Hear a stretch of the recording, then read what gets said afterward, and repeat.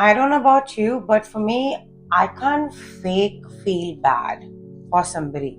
Either I feel bad for you, either I just don't. And that will come across in my demeanor, the words I say. And if you're like that, you can't mask feeling bad for somebody else. So for you and I, it's probably one of the toughest space to be when somebody comes to us with their sob story, and somewhere somehow we are supposed to make a decision based on the sob story that they are saying, and we should completely ignore the actions that has been a history of theirs. And I'm not saying they are fake, but I think you and I can easily tell people who are being genuine with whatever they're going through, but at the same time they're taking accountability of what they've done and they've come back with a plan, versus somebody who's just coming to you. And I'm specifically talking about friendships or one-on-one intimate relationships, nothing like professional setup. So in these kind of situations, it's really hard for us to feel bad, even for our friend or for our loved one who's coming to us with something that they have definitely done wrong, but because they have a relationship with us, other than being a victim of their actions as an outsider, I don't think I can relate just because somebody is connected to me just to feel bad for them, because I think you and I are those people who have always given people tough love. At least for me, many of them have said, "Oh my God, you remind me of my mother whenever I speak with you." And I'm like, I can't just be that person like, "Oh my God, baby, yeah," or like, "Oh dude, yes." And if you're also like that, we are always considered to be somebody who people can't talk to, and at the same time they can talk to, but it depends who's coming to speak with us, because you and I are people who will never tell people something that they want to hear, but there's something that they need to hear according to our perspective if they're coming to us with their shit. If they don't come to us with their shit, we don't go up to them. But many of them therefore come to us because they think that, we are not going to give them a biased opinion, because we don't get attached to their life, to their gossips, to their drama. But at the end of the day, we also do not judge people, because we are highly non-judgmental people, because we are those people who have been judged, are still being judged, because there's a small group of people who trust us because they know exactly who we are, and that probably in my case is just my family. But at the end of the day, even in the past friendships or relationships or whatever, even if you're predominantly alone today, when you look back, you probably have heard from people saying like, it's really easy to speak to you, but at the same time it's really hard to come to you, because they know they're going to hear the truth from you. And today I'm talking to those type of people who connect with me, because that has a double-edged sword, if that's the right English.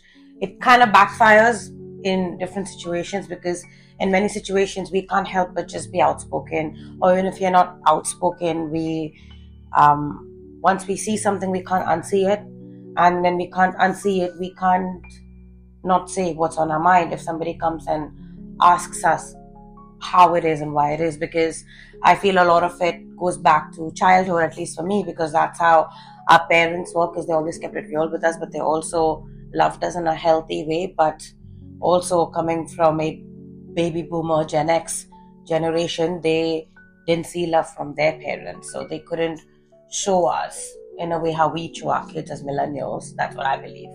But more so, they did the best that they could, at least for my folks. And for the most of us, if we come from a parental place where they kept it real with us, and we are not overly coddled growing up.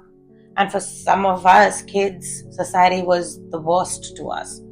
So when we were coddling ourselves, we learned to parent ourselves way too early. And I, as a Capricorn moon, for anybody who follows astrology, I'm a stellium in Capricorn, so I have to grow up way too quickly.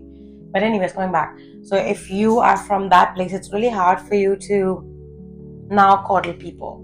And if you are anything like that, where you hated that side of you, so you start coddling friends, lovers in your teenage 20s, 30s, 40s, something happened where you finally have come face to face with that side of you, and you don't hate it, but you've healed it. So now you coddle according to those who you want to, and you pick, choose, refuse who you want to coddle with all that. love and light of yours. Talking to those type of people who know that side of you. And you people, when you talk to people, if somebody comes up to you in any setting, you tell them exactly how you feel, but you never disrespect people. You have a high level of empathy and emotional intelligence because you know how it is to be rejected, and you know how it is to be rejected by society. And therefore you had to grow up very early, and therefore you develop that emotional intelligent side of you because you probably once were a bully, or you have been bullied, or whatever side that is, that all came from a place of hurt. So when you've healed that side of yourself today, if you are strong in certain aspect of your life, you also have a very high level of emotional intelligence, and that's how people can talk to you the way they do. But to come to you and to tell you exactly what it is and how it is, I don't think people who are ready to face their real version or their real self or the real truth can ever talk to you. Not because you're a bitch, or are you an uptight dude.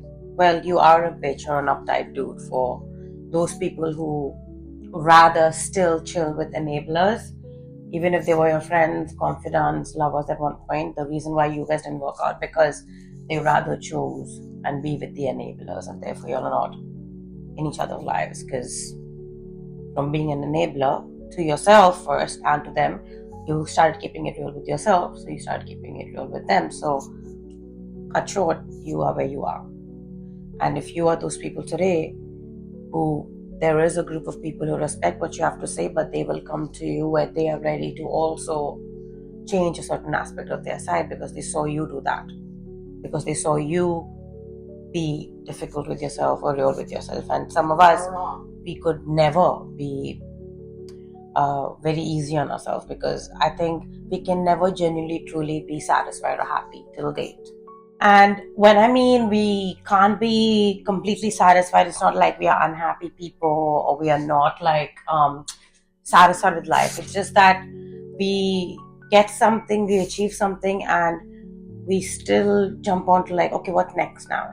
Or we kind of be like, okay, this happened, but this hasn't happened yet. Okay, now this happened, and oh, but this didn't happen. So we're constantly, we don't savor the moment. And because we don't fully inhabit that moment, while we pray for it, and when it happens, we are grateful, thankful, pray on it, but we don't give ourselves any kudos, we don't celebrate ourselves. And I think emotionally, we don't feel, okay, wow, I'm proud of myself. It's just like, okay, great, good job, but let's jump on. So I think that's something at least I'm healing and you're healing. And I think I really want to go at the grassroots problem of it, because I think it's always because we always had to show up for ourselves emotionally. And I'm talking to those people who predominantly had really available parents and guardians, and they did everything for us. We got everything we wanted per se. But like I said, the generation of, if you are a millennial generation, I'm in my mid-30s, so if you have those parents from that generation, I think predominantly whatever color, caste, creed, background we all come from, I think our parents were mostly in a doing era of like, they wanted to provide, they wanted to set us up for future, give us the best that they could. So I think they were mostly in that doing era, and it's not their fault. And their parents never talked about emotions, so they didn't, at least for my side of the world. At least I can speak for, I can't speak for others. And therefore, they did everything from their heart in the right place. So for us, we had to show up for us emotionally. And that too from a very young age. So a lot of children kind of were able to be children because they were not deep children. And we were those people who were always called as, okay, your child is too deep, too sensitive. I think at least, and it was shamed, like, why is your kid so sensitive? It's not like you're cranky. At least for me, I was called an angry kid. Like, this kid doesn't smile, this kid is not friendly, I hated kisses, I wiped it off. I hate hugs, like, I don't know, I just didn't like people as a child. Like,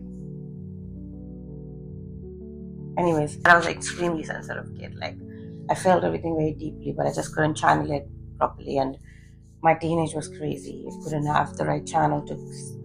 So yeah, but I would say I dealt every phase of life. I lived it the way that phase of the teenager, that 20-year would live. So I'm cool with it. But like I said, so if you are one of those people who, you know, have always had to be like that with yourself.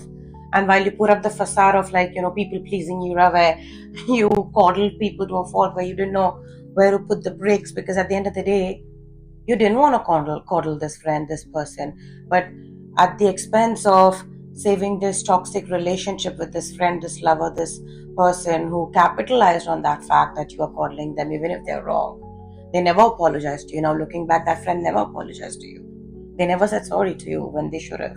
But you ended up saying sorry, you ended up coddling them because they could flip the narrative, because they could gaslight you easily, and they saw that side of you where you actually cared to save it, while they believed in controlling you, while you believed in sharing everything with them. So from that place today, you now are very controlled with who you coddle.